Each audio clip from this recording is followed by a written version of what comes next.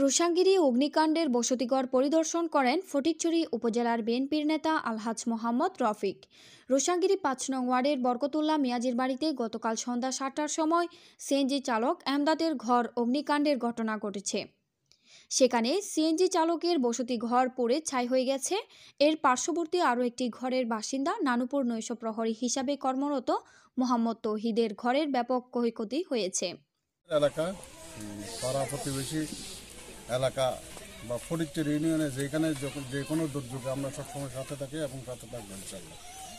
তো এই আমাদের ছোটো ভাইয়েরা যারা আছে এরা এগুলো নিয়ে কাজ করবেন।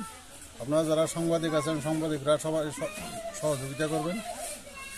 আমি মনে করি এটা একটা ছোট বিষয়, এত বড় বিষয় নয়। এটা আমাদের এলাকার জন্য এত সমস্যা হবে বলে আমি মনে করি না। এটা আল্লাহর হুকুম আছে, এদের ঘর ফুরিয়ে গেছে, কিন্তু সবার সহযোগিতাতে একটা ঘর ফুরিয়ে বাকি ঘর ক্ষতি না হইয়া এইটুকু পর্যন্ত আছে, এইটাই তো আল্লাহর কাছে শুকরিয়া করি।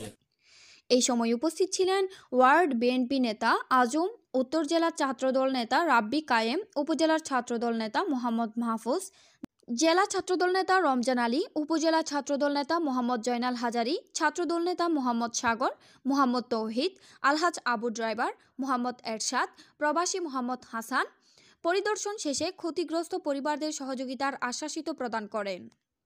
তারপরে যাদের ঘর ক্ষতিগ্রস্ত হয়েছে তাদের প্রতি আমি চিন্তা করার কোনো কিছু নাই। আমরা এলাকাবাসী আছি, আমরা মিলে এই ঘরটা কিভাবে উন্নয়ন করা যায় এটা আমরা করি। আমরা রাজনীতি করি।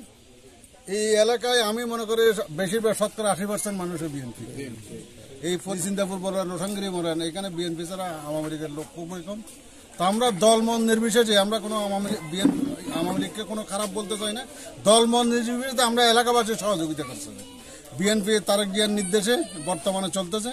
তারেক জিয়া আগে থেকে নির্দেশ দিয়েছে যে কোনো ক্ষতিগ্রস্ত পরিবারের পাশে, যে কোনো দুর্যোগের পাশে, যে কোনো সমস্যার পাশে দাঁড়ানোর জন্য আমরা তারেক জিয়ার নির্দেশ পালন করে যাচ্ছি।